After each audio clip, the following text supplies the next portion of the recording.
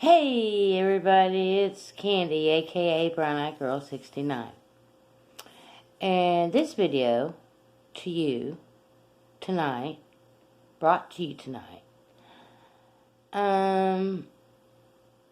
with a special mention, Smoking in G Sharp.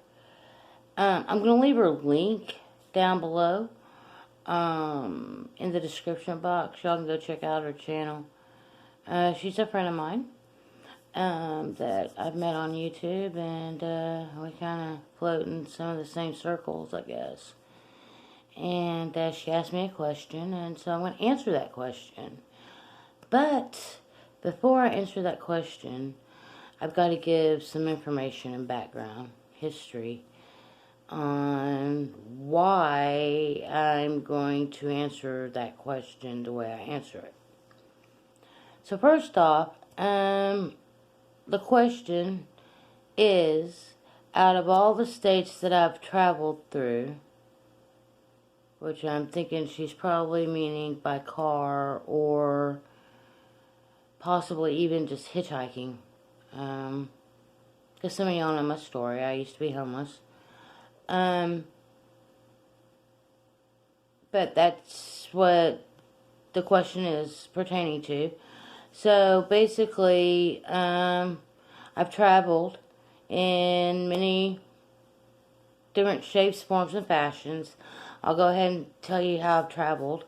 I've traveled by car, I've traveled by plane before, and I've traveled by bus, and I've traveled by hitchhiking, and I've also traveled by ride sharing. I'm pretty much, yeah, that's pretty much the only ways I've ever traveled. Now, basically started out in Oklahoma in 2011. In early 2012, February 2012, we left Oklahoma, moved to Colorado. We were in Colorado until September 2013. And at the point in time when we left Colorado, that's when we were homeless.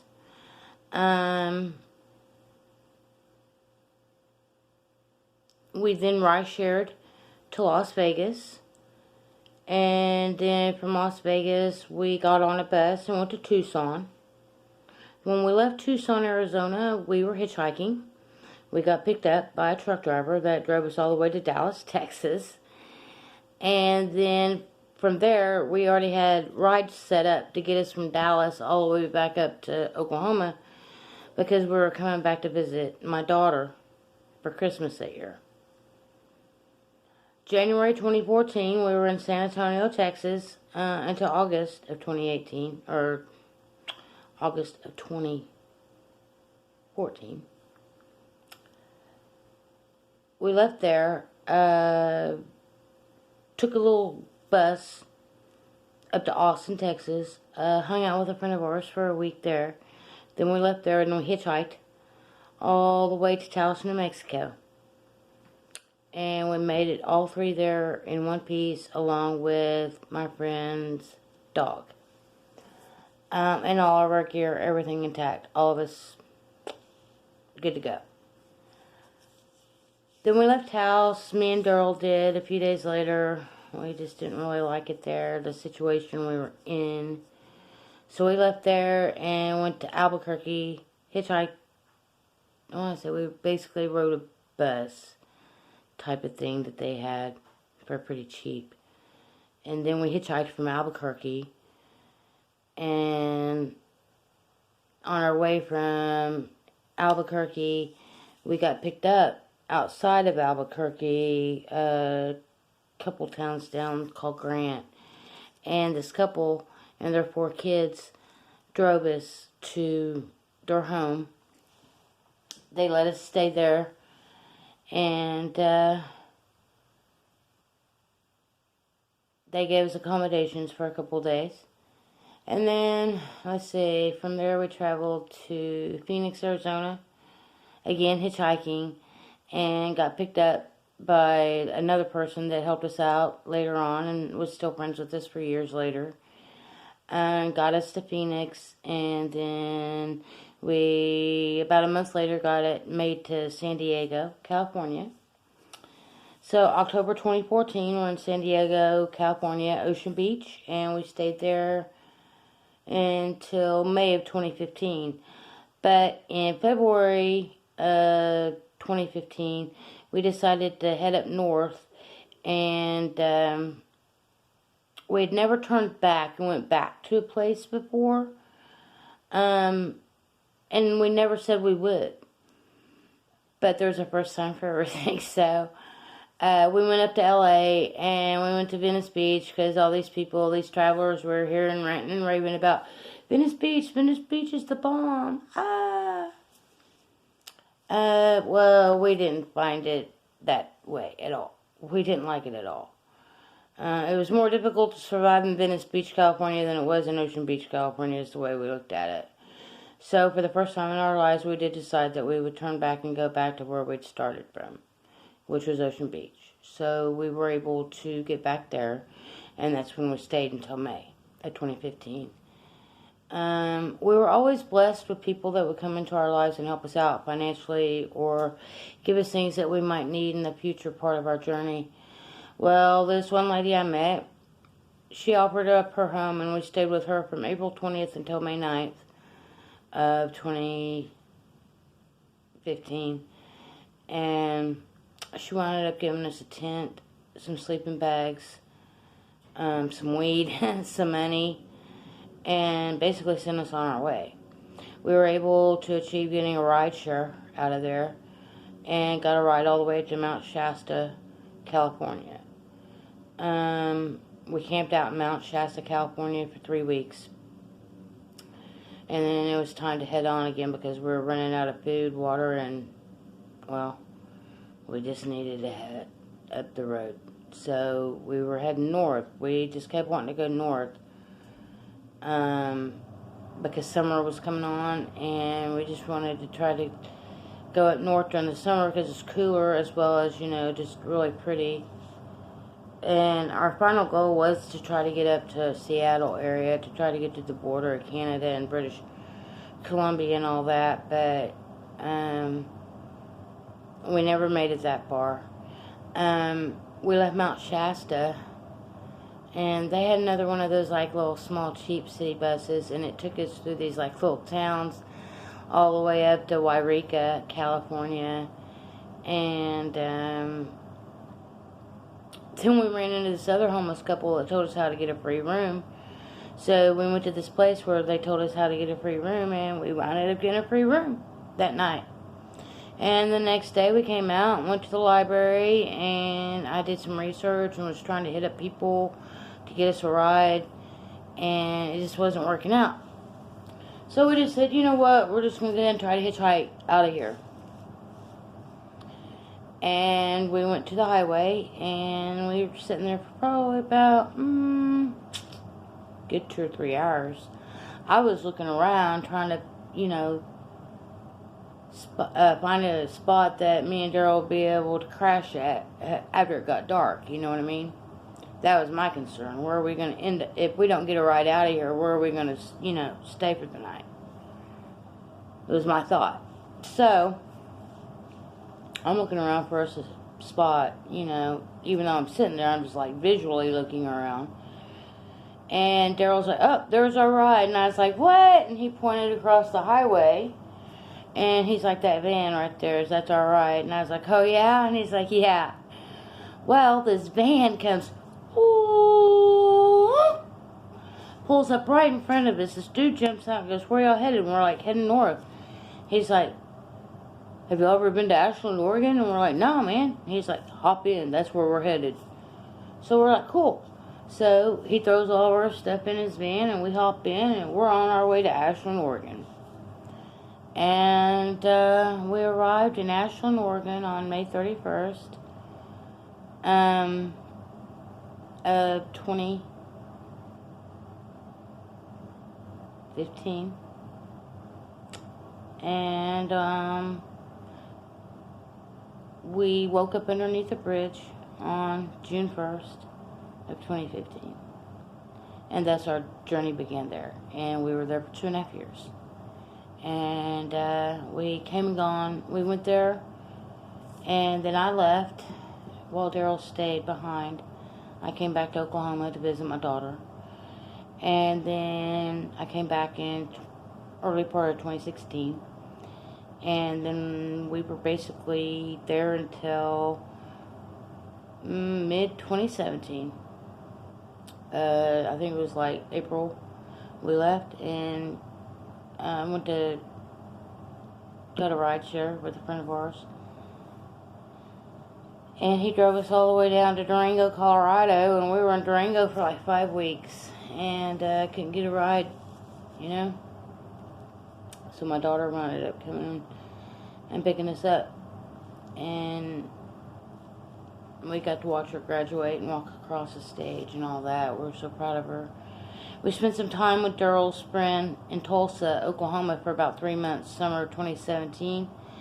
And we tried getting jobs, everything, just nothing was working to our advantage. So we decided to turn around and go back to the place that we knew would treat us good, and that was Ashland, Oregon. We knew how to survive there. We knew the surroundings. We'd been there long enough. We knew the organizations where we could get the things that we needed to survive and move on with our life, you know, and not be a burden to anybody. So that's what we did. So we moved back to Ashland, Oregon, and we got there, I think it was around Labor Day of 2017. And we celebrated our anniversary, our 13th wedding anniversary, or 13th anniversary of being together in December of 2017.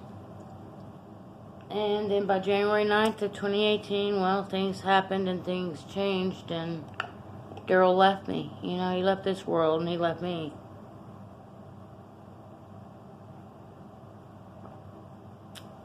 He was gone. Just like that. In the blink of an eye, in front of my eyes. I witnessed it. I was there to see it and feel it. Still feel it to this day. But my life changed, and I then went to Portland, Oregon, and was in Portland, Oregon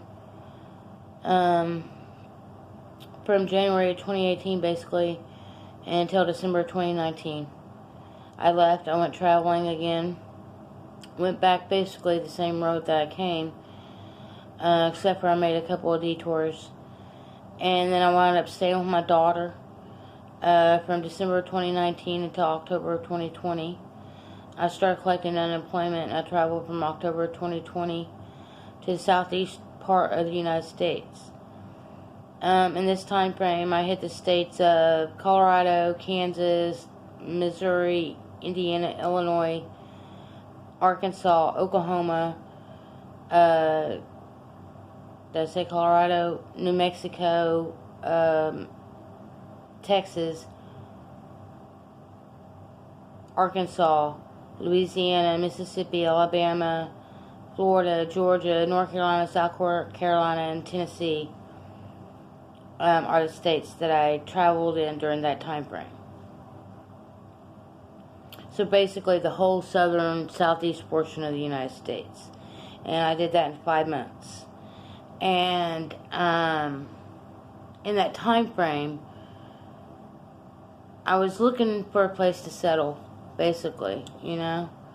And because I didn't want to just continually keep traveling, you know. I like to travel, but I want to settle down, get a job, you know. And at the same time, at the time that I was thinking about moving back to Oklahoma, my daughter calls me and says, "Hey, Mom, I'm pregnant again, and we're moving back to Oklahoma," basically. I think I knew she was pregnant before that, but she was calling and telling me that they're moving back because of the fact that she was pregnant again. And they needed that support, you know. So I was like, okay, well, I'm moving back to Oklahoma. If y'all are moving back, I'm moving back. So that's what happened. And we moved back here in February 21. And I've been back here since. I acquired an apartment in April 21. And I was in that apartment until just about a month ago. until I moved into this apartment. So now you know the back history and the story, basically what's happened to me in the last 11, 12 years of my life. I've traveled many roads in many shapes, forms, and fashions. Which state would I like to say is my favorite? Well, I think I have it narrowed down. But I'm going to give you an honest, genuine response. All states have something to say about them. You know, all states are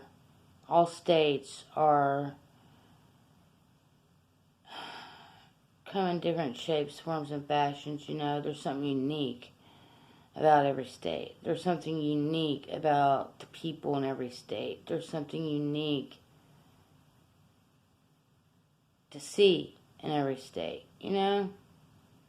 So it's really hard to pick and choose. But genuinely, I'm grateful for the experience that I've been given throughout my life and being able to travel, because that's something that I wanted to do as a child.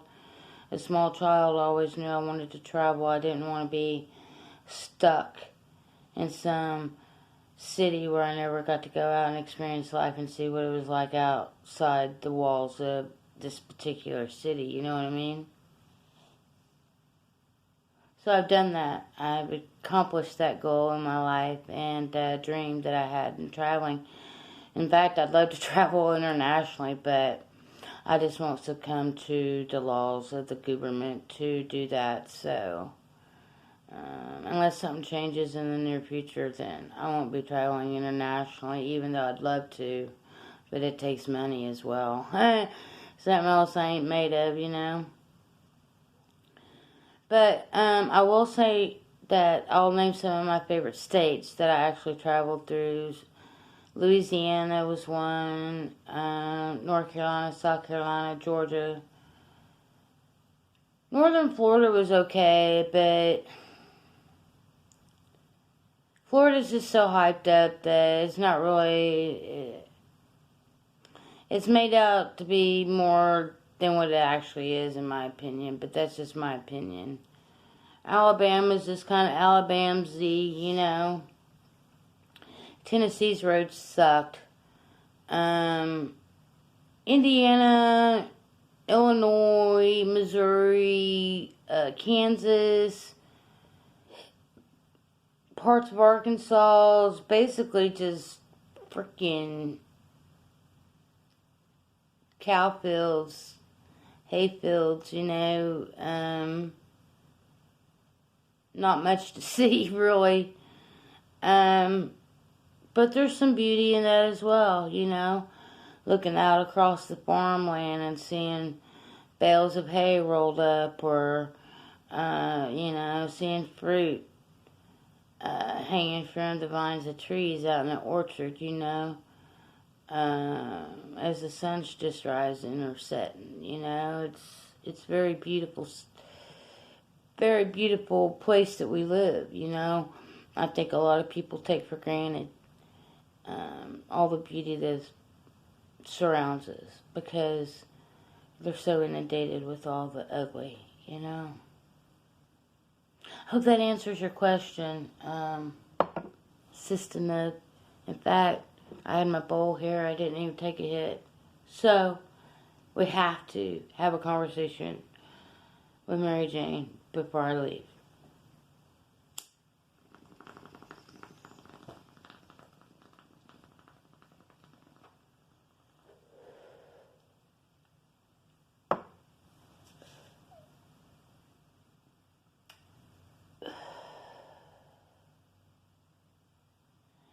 Yeah,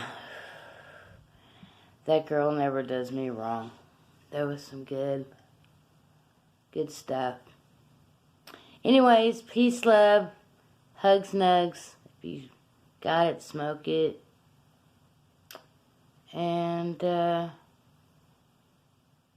just find one thing to be grateful for in your life every day, and see how much your life changes. It really does change things. Perspective. I've got plenty of perspective after all the situations I've lived through. The human spirit is stronger than people have permitted themselves to believe. And I know this for a fact because I've lived through some situations that some would find hard to fathom, to see themselves in. And like I told somebody today at my job, I'm like, this human spirit, it's all about survival. You know, when it comes down to it, you're going to do whatever it takes to survive. And that's the facts. It doesn't matter. You are going to do whatever you can to try to survive, to get your basics needs met first and foremost, like food and water and shelter. Once you have those accomplished, then it's time to start working on other factors. But, yes, there is a will deep down inside of us that fights for survival, and always will, regardless of the situation you put yourself in, or are put in, I should say. But yes, we put ourselves in our situations because they are our lessons that we need to learn while we're here on earth. And with that, I bid you much adieu.